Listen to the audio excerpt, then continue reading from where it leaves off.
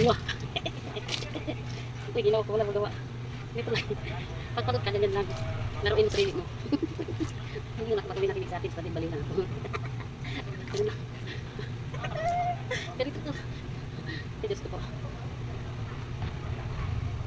Basta mo Luis, ganito ko pa Luis. Ayaw ko na.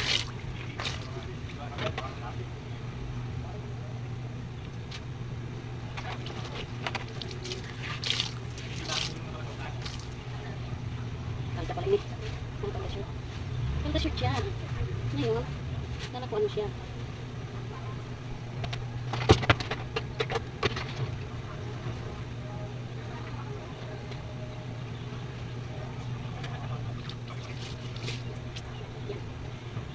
Sampay ko ng isang diba? Dubli ang natapos ko ngayon, nakapagluto.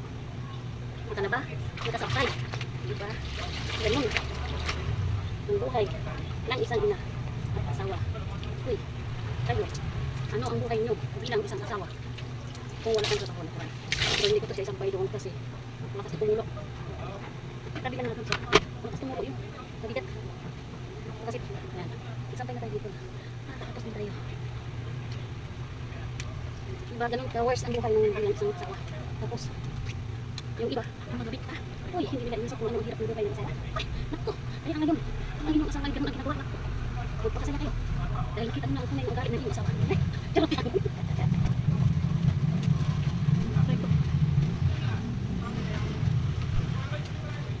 Tumutulog siya. Uy, ay dito, punta kayo dito sa akin. Sampayan. Agoy, agoy, agoy. Dito kong sampay. Tulog sa loob magsampay. Nakita niyo ba yan? Nakita niyo ba ang nakikita ko?